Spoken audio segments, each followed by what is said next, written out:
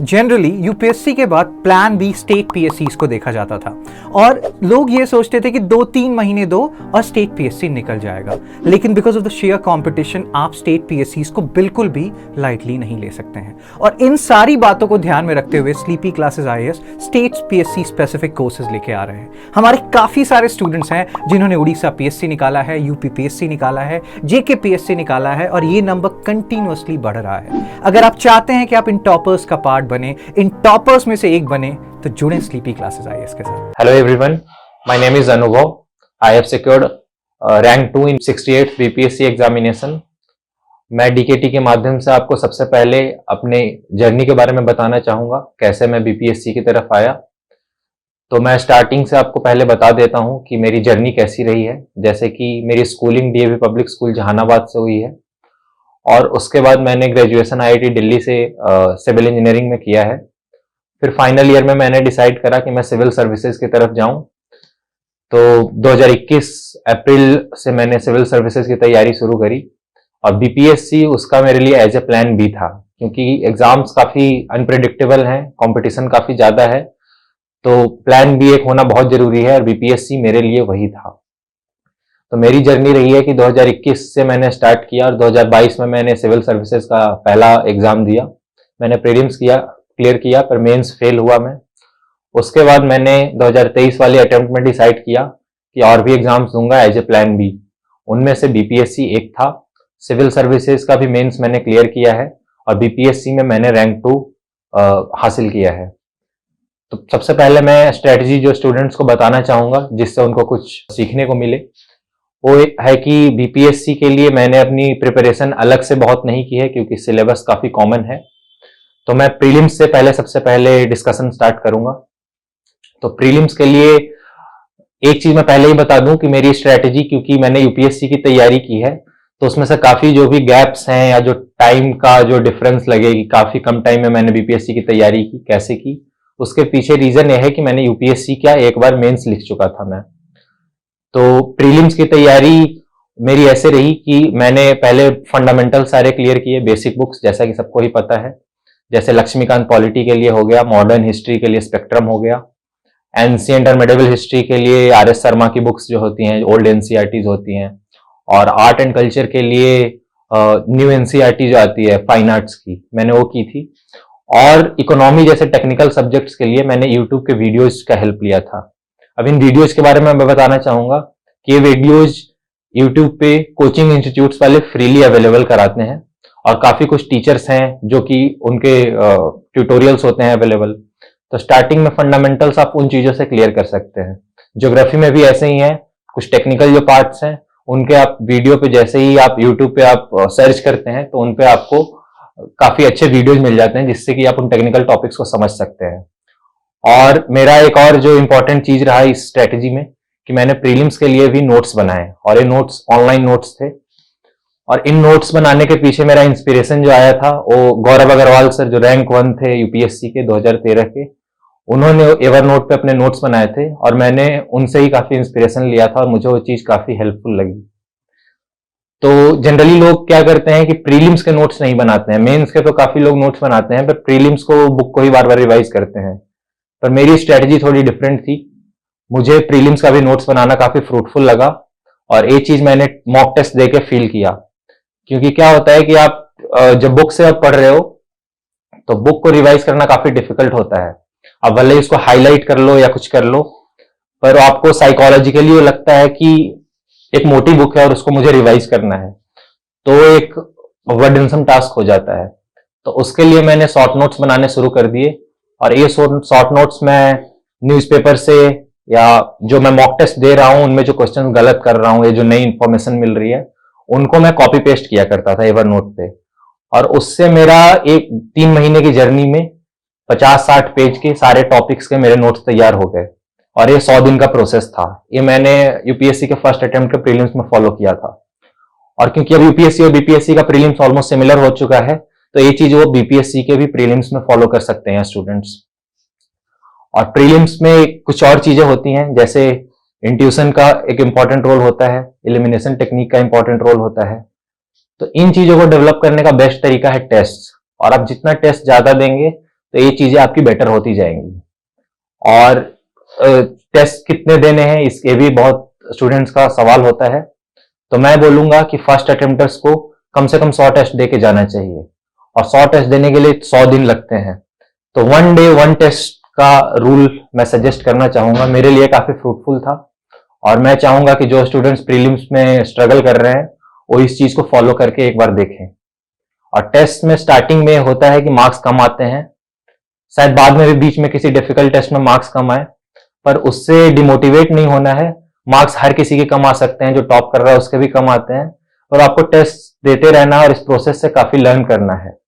क्योंकि रिवीजन काफी burdensome task होता है और बोरिंग टास्क भी होता है।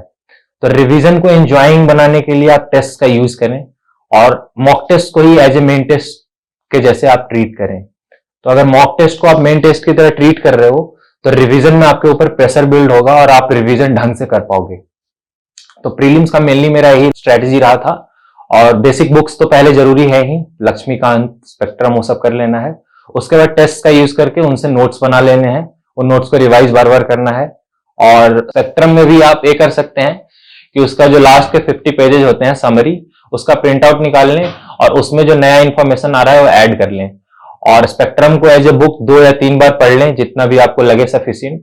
और समरी को कम से कम 8-10 बार जरूर पढ़ें, जो कि बहुत ही इजीली आप पॉसिबल है। और एग्जाम हॉल स्ट्रेटेजी में बताना चाहूंगा, बीपीएससी में एग्जाम हॉल स्ट्रेटेजी मेरा क्या था। जनरली लोग आइटरेशंस में सॉल्व करते हैं, कुछ लोग 1 गो में सॉल्व करते हैं।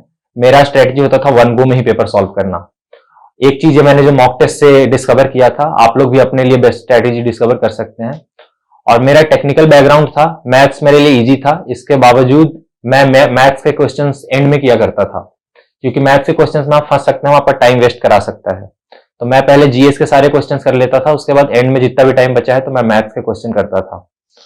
और एक चीज स्ट्रेटेजी जो मैं एग्जाम में बताना चाहूंगा कि किसी भी क्वेश्चन में जो टाइम टेकिंग है उसको छोड़ के आगे बढ़ जाएं। एक क्वेश्चन आपका कभी भी कट ऑफ डिसाइड नहीं करता है, आपका सिलेक्शन डिसाइड नहीं करता है। और क्वेश्चंस के नंबर ऑफ अटेम्प्ट्स कितने होने चाहिए, क्योंकि नेगेटिव मार्किंग बीपीएससी में भी आ गया है, तो ये भी आप मॉक टेस्ट में अपना एक ऑप्टिमम रेंज डिस्कवर कर सकते हैं। मेरा ऑप्टिमम रेंज था 95 to 100 क्वेश्चंस, और मैं वही करके भी आया था। बीपीएससी में भी मेरा कट ऑफ क्लियर हुआ था, यूपीएससी में भी मैंने फॉरेस्ट का कट ऑफ क्लियर किया था। इस साल का पेपर जबकि काफी डिफिकल्ट और रैंडम था, उसके बावजूद मैंने 99 क्वेश्चंस अटेम्प्ट किए थे। तो ये मेरा तरीका था, मैंने अपना स्ट्रेंथ डिस्कवर किया था। वैसे ही आप लोग भी टेस्ट के थ्रू डिस्कवर कर सकते हैं। अब मैं मेंस की तरफ मूव करना चाहूंगा। तो मेंस में मेरी स्ट्रेटेजी थी कि पहले आप फंडामेंटल्स क्लियर कर लो, आपको फेमिलियरिटी हो सारी टॉपिक से, जैसे पार्लियामेंट का चैप्टर हो गया, फंडामेंटल राइट्स का चैप्टर हो गया। तो आप स्टार्टिंग में ही पढ़ते टाइम इनको प्रीलिम्स और मेंस दोनों के पर्सपेक्टिव से पढ़ें, और पर्सपेक्टिव समझने के लिए सिलेबस और पीवाईक्यू का यूज करें। तो मैंने क्या किया कि पहले सिलेबस को डाउनलोड किया और एक बार गो थ्रू हो गया मैं बुक से, लक्ष्मीकांत की बुक जैसे फॉर एग्जांपल पॉलिटी से गो थ्रू हो गया।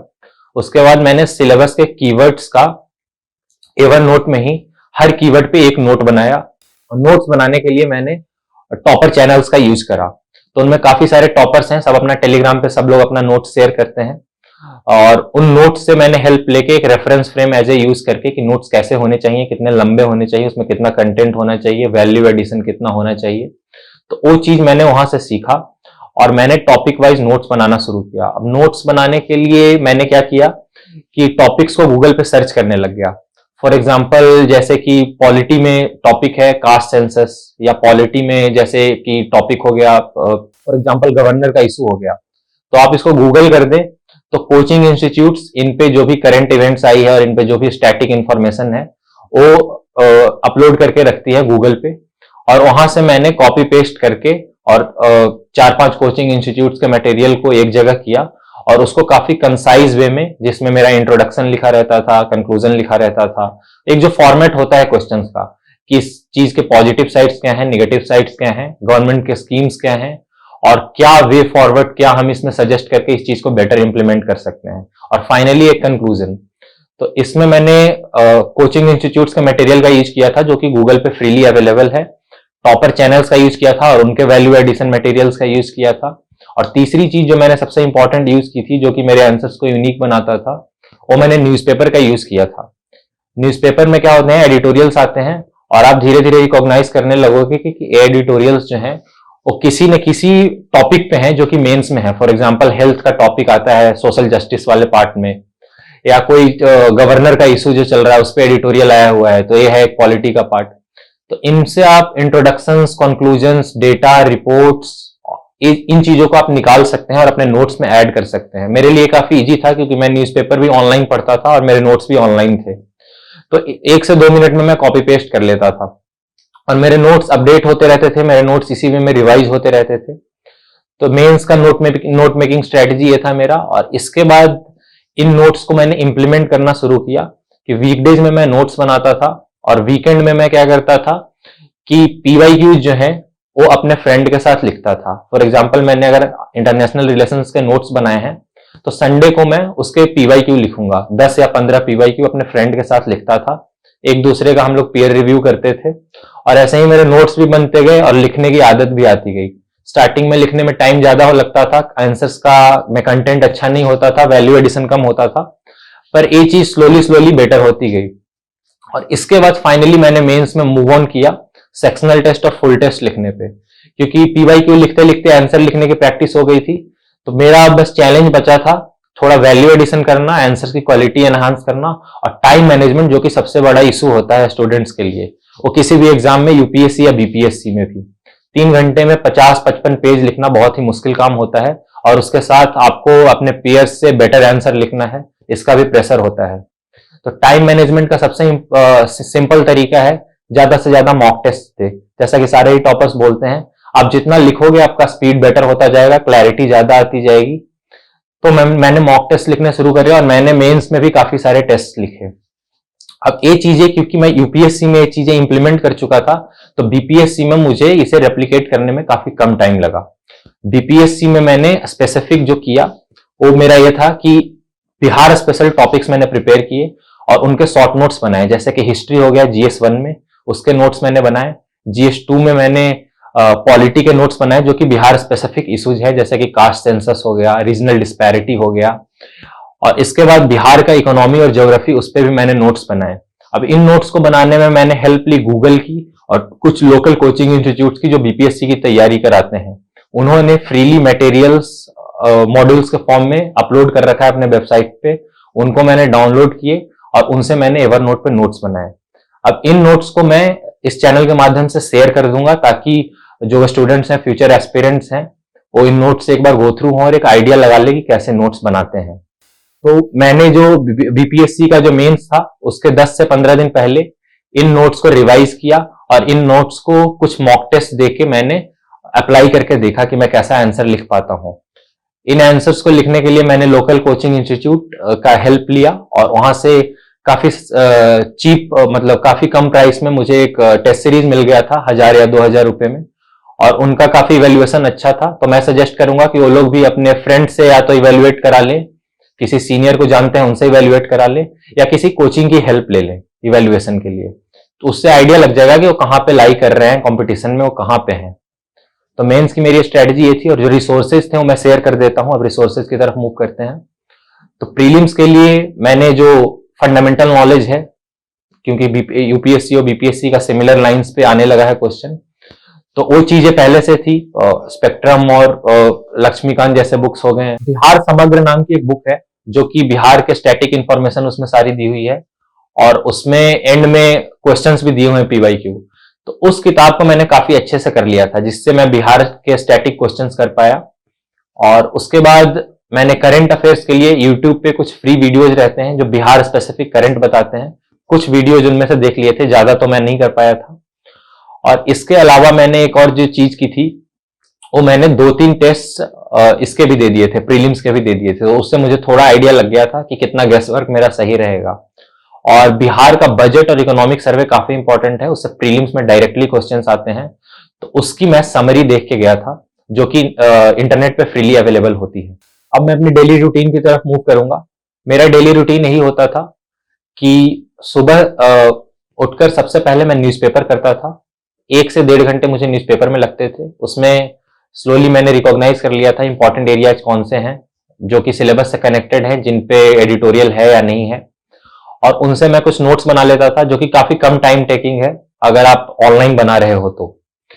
तो न्यूज़पेपर में 1-1.5 घंटे करके उसके बाद मेरा 1 डे 1 टेस्ट रूल होता था। तो मैं एक टेस्ट लिख लेता था, फिर उसको एनालाइज कर लेता था। तो इन चीजों में मेरे 4-5 घंटे निकल जाते थे और बचे हुए टाइम में मैं अगले टेस्ट की प्रिपरेशन करता था। एक चीज मैं बाद के स्टेज की बता रहा हूँ, जब एग्जाम मेरे नजदीक होते थे।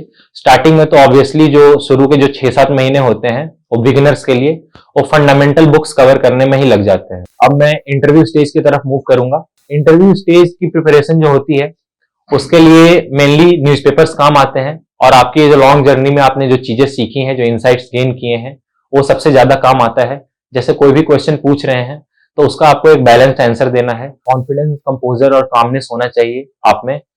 और जो दूसरी चीज है, इंटरव्यू में कोई जो क्वेश्चन जो है फैक्चुअल क्वेश्चन है, उसको अगर आप ना बता पाए तो उससे आपको घबराना नहीं है, और हर क्वेश्चन को एक पॉजिटिव वे में आंसर करना है और एक बैलेंस पर्सपेक्टिव शो करना है। इसके लिए मैंने मॉक टेस्ट कोई नहीं दिया था इंटरव्यू के लिए, उसकी इंपॉर्टेंस मुझे ज्यादा नहीं लगी, तो मैं डायरेक्टली ही इंटरव्यू देने गया था। और इंटरव्यू काफी सिचुएशनल था, सिचुएशनल क्वेश्चंस पूछ रहे थे।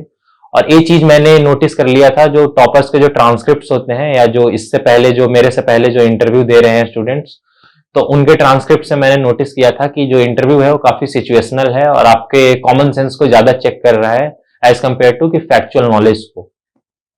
इसके बाद मैं अपनी कुछ डेली हॉबीज पे जाना चाहूंगा। एक पार्ट काफी इंपॉर्टेंट होता है, क्योंकि रोज पढ़ाई के साइकिल में इंसान अपने हॉबीज को छोड़ देता है, जिससे कि प्रिपरेशन काफी बोरिंग हो जाती है और वो बर्नआउट का भी रहता है।